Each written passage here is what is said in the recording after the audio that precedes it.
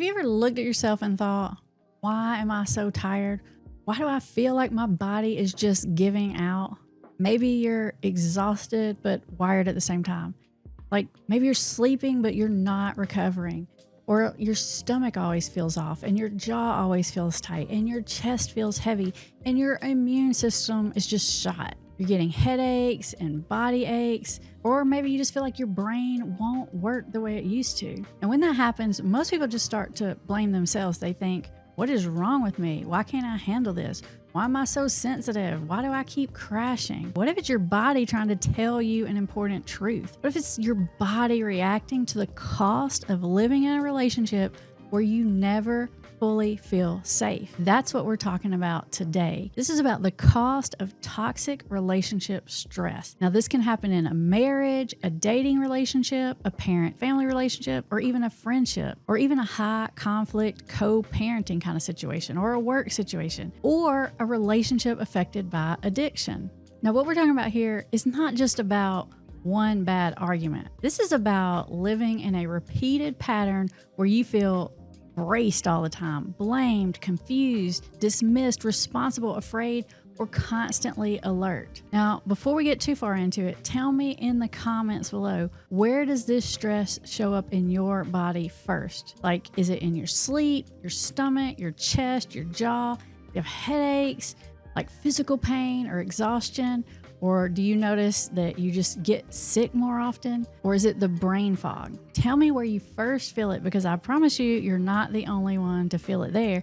Plus, I just want you to become aware of this signal. Now, here is where toxic relationship stress is different than normal stress. Because normal stress usually has a beginning, a middle, and an end. There's like a deadline, right? You have a busy week or you have a stressful event. You get through it and eventually your body comes back down. But toxic relationship stress, even when nothing's happening in the moment, your body is still preparing for what can happen next. You're always wondering, what mood are they going to be in today? Are they going to blow up? Are they going to shut down? Are they going to blame me? Are they going to punish me with a silent treatment? Are they going to make me feel crazy for bringing up something real? And if addiction is part of your situation, you may also be wondering, are they drinking again? Are they using again? Are they hiding something? Are we about to go through another crisis? This kind of stress doesn't always look dramatic from the outside, but your nervous system knows how much work it takes to live that way, because your body is not just reacting to what happened. Your body reacts to what it has learned to expect. This is why you can be sitting in a quiet house and still feel anxious. Nothing is happening right now, but your nervous system remembers. It remembers the look on their face right before they snap. It remembers the tone of the voice right before the argument, or the silence that happens just before the punishment. It remembers the nice phase before the next giant disappointment, or the pattern that happens right before the relapse. And over time, your body starts trying to predict danger before it arrives. So you start checking their mood, checking your phone, checking their tone, checking their phone, checking their facial expressions, checking whether they seem off. You start rehearsing what you're going to say. You try to keep everybody calm. You try not to say the wrong thing. You try to prevent the next crisis, and you try to be reasonable enough, loving enough, calm enough, helpful enough, patient enough. So maybe this time things won't fall apart. And that is not doing nothing. That is invisible labor that your nervous system is working overtime. Hyper-vigilance burns energy even when you look calm. When your body senses a threat, it shifts into survival mode. And the threat does not have to be someone physically chasing you. The threat can be emotional, relational, it can be financial, it can be fear of abandonment, or fear of betrayal, or fear of being blamed, or fear of one more conversation turning into a 3-hour argument where somehow you end up apologizing for bringing up the problem. Your body does not say, well, this is only emotional stress, so we won't react. No, your body reacts to perceived danger. And in a toxic relationship, the danger is often unpredictability. That's what keeps the body activated. The most exhausting stress is the stress you can't predict and you can't fully resolve. Now, this is the part I really want you to understand, okay? Toxic relationship stress does not just live in your mind. It can become a full body experience. It can affect your sleep, your digestion, your pain levels, your muscle tension, your mood, your focus, your blood pressure, your immune system, your hormones, your ability to recover. Now, I'm not saying your relationship is the only cause of every medical condition, right? And I'm not saying that every symptom is just stress. But chronic stress is not harmless. So when someone says, this relationship is making me sick, sometimes that's not just a figure of speech. Your body may be sending invoices for years of emotional overdraft. You can only live in fight or flight for so long before your body starts demanding the payment. Sometimes that payment looks like exhaustion. Sometimes it looks like anxiety or like depression or headaches or stomach problems or pain flares or sleep problems or getting sick more often or feeling like your body just doesn't bounce back anymore. Now, again, let me be clear. I'm not saying blame the relationship for every health issue, but I am saying don't ignore the fact that your relationship environment affects your physical body. And here's something that confuses a lot of people. They don't always crash during the emergency. In fact, during the emergency, they perform, they handle the argument, they clean up the mess, they smooth things over, they go to work, take care of the kids, they answer the text, they make excuses, they hold the whole family together. Basically, they do what has to be done. When things get quiet, their body crashes and they think, what is wrong with me? It's over now. Why do I feel worse? But sometimes your body just doesn't feel safe enough to collapse until after the crisis passes. The crash comes because that's the first moment your body has permission to stop performing. So if you're exhausted after the argument or the visit or after the relapse or after the family event, the breakup, the big conversation, doesn't mean you handled it badly. But it may mean your body finally got a chance to tell you a very important truth that you need to hear.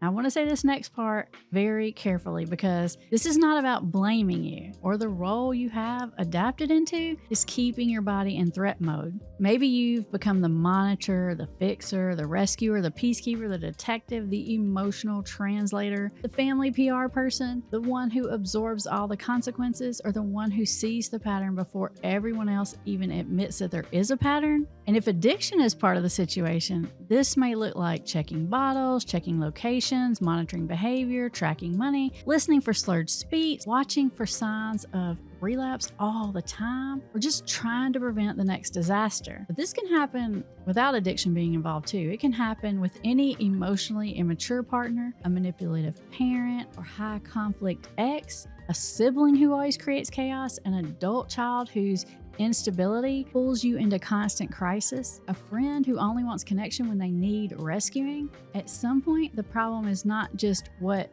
they're doing, it's how your body has become in order to stay connected to them. And that's where people get really drained because you're not just in a relationship, you're managing a system. Now, if this is the kind of thing you're trying to understand, the patterns underneath a toxic relationship or addiction, denial, boundaries, things like overfunctioning, and why you feel like you're losing yourself when you're trying to help someone, make sure you're subscribed to this channel. Because around here, we don't just say things like set a boundary. We don't just throw out, statements like set a boundary and then leave you hanging. We talk about what is actually happening underneath the pattern, about why the relationship is so hard to stop participating in, and how to get yourself back.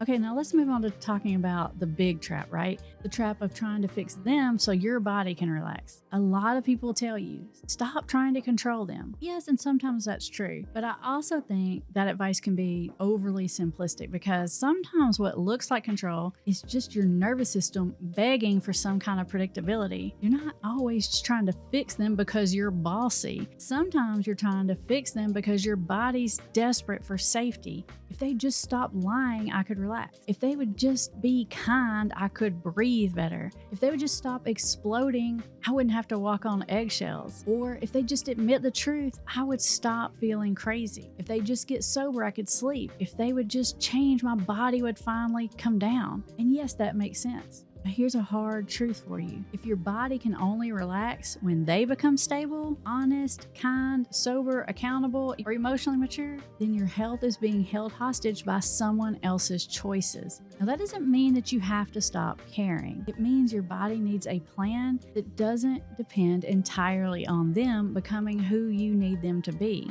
Because this is exactly where people get stuck. Because sometimes you don't know. Do I need better boundaries? Do I need a different strategy? Do I need to stop engaging in the same way? Do I need to create more distance? Or do I need to seriously consider getting the heck out of this relationship? If that's the loop that you're in, you don't have to keep spinning in your own head. If this relationship or family situation is starting to affect your health and you're not sure whether you need better boundaries or you need to create distance and get the heck out, I want to invite you to schedule a consultation with one of our team. We can help you look at the actual pattern that's happening, sort through what is happening, and think through what your next right step might be. I'll put the link in the description. Your body is trying to tell you something. It may be saying, this is too much. I don't feel safe here. I can't keep absorbing this. I can't keep pretending this is normal. I need rest. I need truth. I need support. I need boundaries. I need to stop participating in conversations that leave me feeling crazy. I need to stop sacrificing my health to prove how much I care. And sometimes your body tells you the truth, or your mind is fully ready to admit the cost.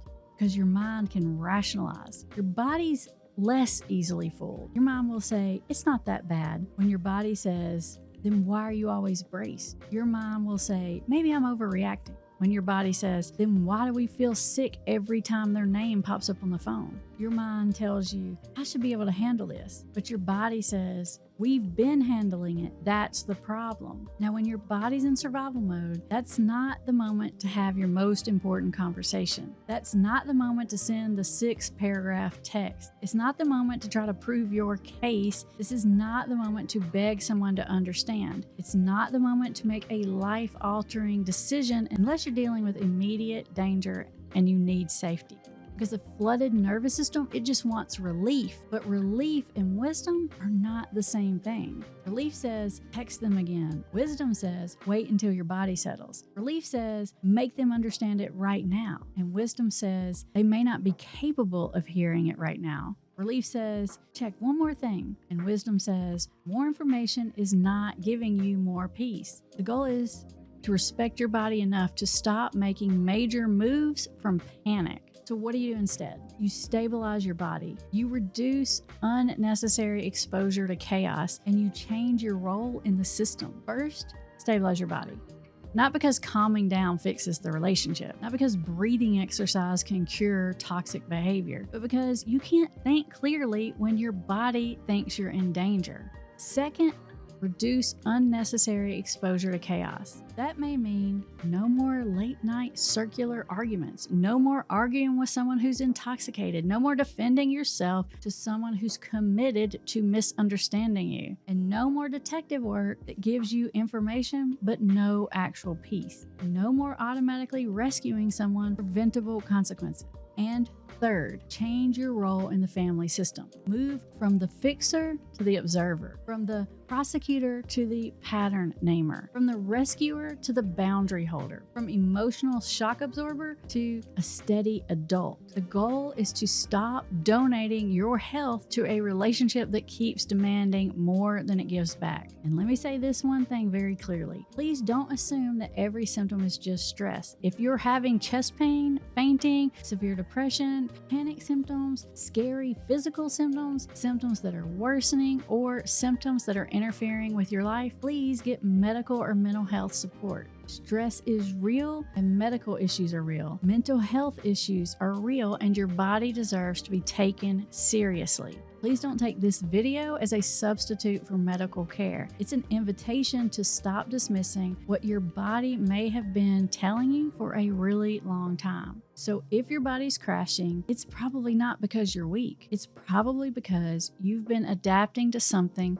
that's costing you more than you wanted to admit. Your symptoms are not proof that you're failing. They're just proof that your body's been working overtime to survive a relationship that keeps putting you in threat mode. If this is hitting really close to home, I want you to do two things. First, comment below, where does the toxic relationship stress show up first in your body? Sleep, stomach, chest, jaw, headache, pain, exhaustion, immune system, brain fog. Where do you feel it? And second, if you know someone who keeps saying, I don't know why I'm so exhausted, share this video with them. They don't need another person telling them to calm down. They may just need someone to help them understand what their body has been carrying. And again, If you're stuck wondering, do I need better boundaries or do I need to create distance and get out? Schedule a consultation with one of our team. We can look at the pattern and figure it out step by step. The link is in the description and in the pinned comment. Where does your relationship stress show up in your body first? And if you need more intensive help figuring out your next steps, schedule a consultation.